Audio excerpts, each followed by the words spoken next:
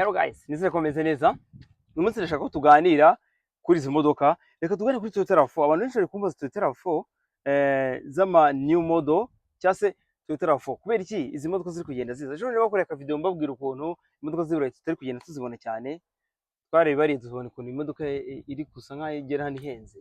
Reka tuganire kuri RAV4 ko ubwo icyo ni kimwe, ariko ndashaka ko tuganira kuri RAV4 cyane. Izi imodoka z'ama-RAV4 mwari mwagiye mumbaza ubwoko bwazo aho zigiye zitandukaniye.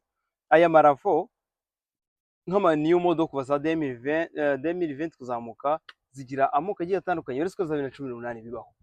Tugira Toyota RE bitewe n'ama option nyine. Tugira option ya RE, tugira XLE, tukagira Adventure, tukagira n'imodoka yitwa Limited. Limited akenshi usanga ariyo modoka iri full option ku ma option menshi.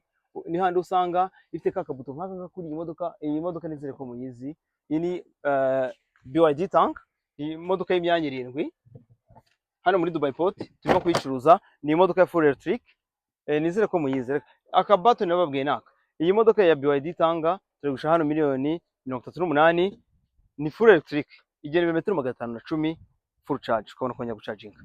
Dufite na BYD Sang Plus, ni imodoka ya 2024, nayo ni imodoka nziza. Reka nzibereke murebeho imbere izi modoka kuntu zisa. Izi modoka barabona BYD tank kuntu isa, itwara abantu 7. Ni nka Kia Sorento nyiri ku bantu tumenyereye amakia. Ni imodoka itwara abantu 7 nziza cyane, ni comfortable. Ni imodoka ifite option nyinshi, iri panoramic, ifite amasunroof akora neza. Ni imodoka rero nawe wagura ikaba imodoka y'icyerekezo cyawe.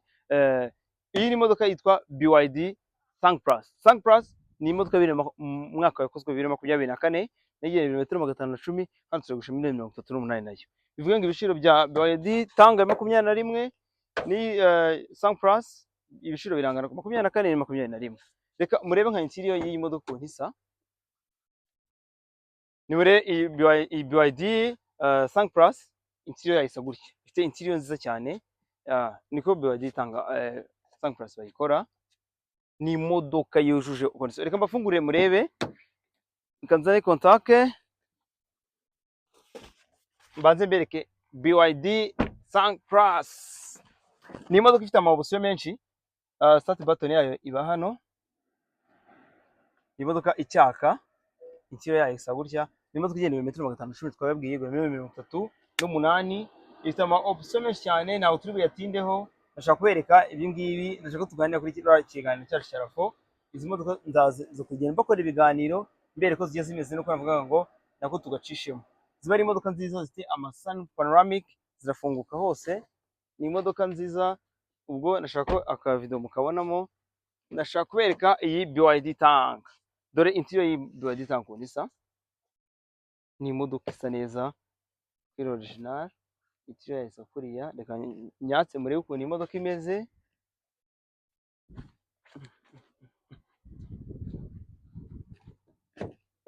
Iyi modoka ukiyicana push button yayo iba hano. Start pressing a brake ukatsa imodoka iba yatse. Nuko BYD tanga yaka. Ni imodoka nziza cyane. Igihari iyo iri mu rurimi rw'icyongereza biroroshye. Iyi ngiyi wa rotating screen, portrait cyangwa se landscape bitewe n'uko ukeneye kuyikoresha. Wakonekta Bluetooth irakora neza cyane. Ifite panoramic sunroof.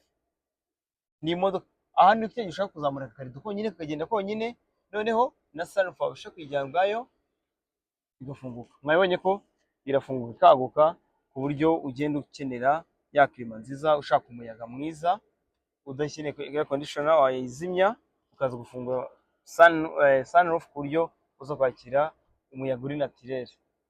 Ni imodoka rero yujuje condition hano. Turaza gusha 38. Iyi ngiyi ni iriya BYD tank na BYD Sang Plus ibiciro birangana.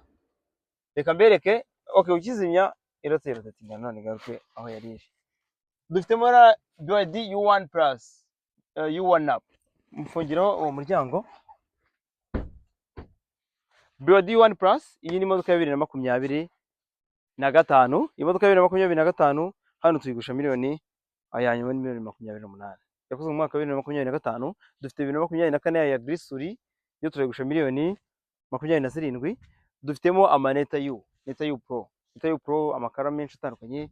harimo umweru, dufitemo ijya gusa nka move murayibona hariya, dufitemo Dongfeng Iris E70, ni amamodoka. Iyi E70 turagusha miliyoni 17, amaneta y'u Pro turagusha miliyoni 21, ingina yabwe turagusha miliyoni 28. Ni karibu rero tugende tubereka imodoka nziza. Ubwo reka dukomeze ikiganiro cyacu. Nakaba gaciyemo kugira ngo tuvange iyi business y'ubucuruzi bw'imodoka, tureke kuganira ikintu kimwe kandi twazinduwe n'imodoka. Twazinduwe n'imodoka, dukomeze tubiganireho. Twari tuyize ku marafo, niyo nashaka kubaganirizaho. Toyota RAV4 twari tumaze kureba ubwoko bwazo, uko zimera, uko option ziba zigiye zitandukana, niko n'amazina atandukana nyine n'ibiciro. Uko uruganda rwa rwakoze imodoka LE ifite option ziri munsi ya XLE, SL ikaba ifite Adventure, ukavayo ukajya kuri Limited iri full kuri buri option. Ariyo nabwiraga ya buto ya hano ya boot fungura ura kwa shoferi uriyo wa boot wayifunga cyangwa kanayimanura. Ziba zifite ama sunroof, ziba zifite ama option menshi cyane, ziba zazwe na start button. Mu gihe hari igihe ushobora gusanga RAV4 iyo ifite ama option make nka LE ishobora kuba yazwa na contact, ari ya contact ucomekamo ugakata, atari start button. Nyine ubwo urumva byose biterwa na buri modoka na option zayo. RAV4 ikintu nabaganiriza kandi nshaka kubabwira, izi modoka kenshi tumenyereye ko iziza twakira ziva i Burayi, twakira ziva Canada n'iziva Japan. Izi modoka nazo zitandukanye, ahantu ushobora kubitandukanyiriza ukiyeraho. Imodoka y'Iburayi kizayikwereka ukireba chassis number yayo. Chassis number y'imodoka y'Iburayi itangwa na GTM cyangwa se GTM, mu gihe ya Canada ari tuti kuri nimero de chassis. Ukibona tuti imodoka ntabwo yaba ari y'Iburayi, iy'Iburayi itangizwa na GT. Ukibona ibindi bikomereza, ariko iyo niyo confirmation itwereka ko imodoka yavuye i Burayi. Ahantu ushobora no kubirebera, tugira ama site tujya dusura. Tugira site yitwa toyodi.com, ndazana imite nyibereka hasi muze kuyireba. Ushobora ku accessingaho ukageraho. Toyodi iyo uyisuye ubona specification z'imodoka, bakwereka umwaka, bakwereka origin y'imodoka aho yakorewe, bakakwereka engine capacity yayo, size ya moteri. Ikindi kintu bakakwereka imodoka original steering, niba imodoka yarakorewe ari left hand cyangwa se right hand. Izi modoka ziba zihinduye, urugero ama Prius tujye tubona hari ziva i Burayi na Canada ubwo zidahinduye, ariko urundi ruhande tugira izivuye Japan, cyane cyane zanyuze Dubai, ziza zihinduye ko Dubai batwarira vola ya ibi buryo, mu gihe twe vola yacu ibi ibumoso. Aho tugenda duhurira, murabizi ko no muri bihugu duturanye hari abatwara iburyo nka Congo, vola ya iburyo kandi twe vola yacu ibumoso.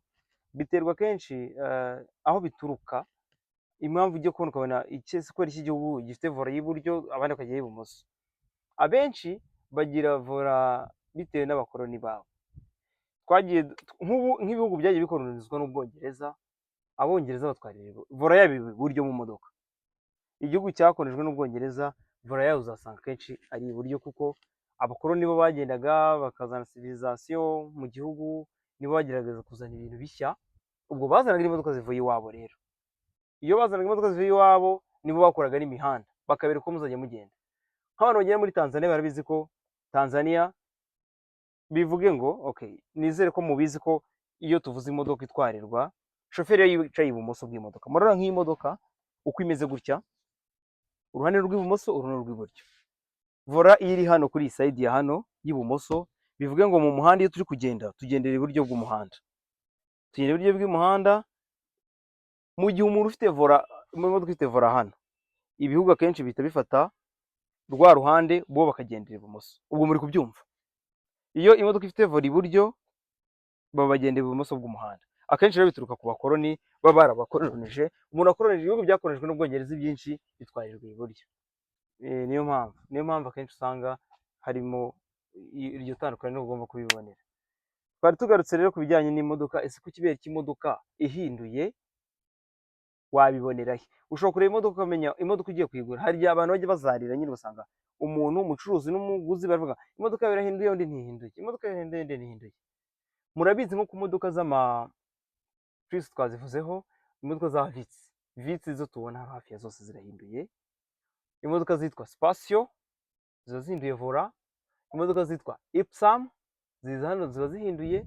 Izo ni imodoka tugenda twakira. Amanowa ni imodoka zose zakorewe ziva Dubai, bazizana iyo zijya kuzana iwacu, vola tuyishyira ibumoso yavuye iburyo.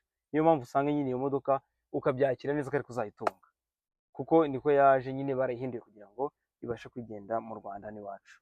Ubwo rero iyo systeme nababwiraga cyangwa iyo site usura yitwa Toyodi, ukigerayo ushyiramo chassis number, ugishyiramo izo chassis number bahita bakuzanira buri kimwe, umwaka, origin, engine capacity, power steering original yayo, ugahita uyibonera, ubasha gukonfirma uvuga uti imodoka yanjye itwarirwa ibumoso uyu munsi, uruganda rwayikoreye yego, ibumoso bayikoreye iburyo nibyo, bayikoreye ibumoso ukabimenya, ukaba utunze imodoka uzi ngo original power steering yayo ni iyihe, n'ubuzima bw'ingenzi bwose babasha kububona.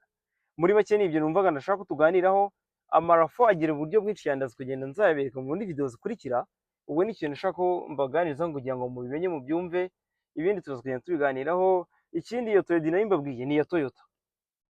Ku muntu ushobora gushaka amakuru kuri Kia na Hyundai, hari akitwa VIN decoder. Jya muri site yawe, jya Google Chrome, wajya kuri yindi website iyo yose, fungura browser yawe usacinge VIN decoder. Nusacinga VIN decoder ukanda iyo link, uraza kugenda baragusaba gushyiramo VIN. VIN ubwo ni ya nimero de chassis.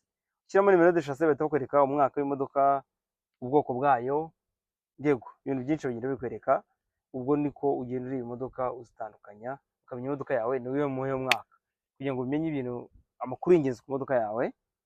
Muri make ibyo ngibyo numvaga nshaka kubaganirizaho, ibindi tuza kugenda tuganira uko iminsi ikomeza kugenda, ko hari ibintu byinshi numva twakwiye kuganiramo, harimo nka Toyota RAV4. Toyota RAV4 mbibabwireho gato, nk'amarafo y'i Burayi na Canada kuyatandukanya, nzabakora video ariko reka mbabwiremo akantu gato. Hari reka mbashyiramo amafoto murebe Toyota RAV4 ya 2008 kuva 2006 kuzamuka kuzagera 2012, aho wahita uyitandukanyiriza kuvuga iyi modoka ni y'i Burayi, ko yiranga itandukanye n'iza Japan na Canada. Ndaza kubereka ahantu bitandukanira ku karahuri k'inyuma hano, ibintu byose bishobora guhinduka ariko ku karahuri nabwo gahinduka. Ukikareba ugahita uti okay, imodoka irahinduye, imodoka ni y'i Burayi cyangwa se si y'i Burayi. Murakoze cyane, ndabashimiye, ndaza gukomeza ngenda mbere kamandi videos.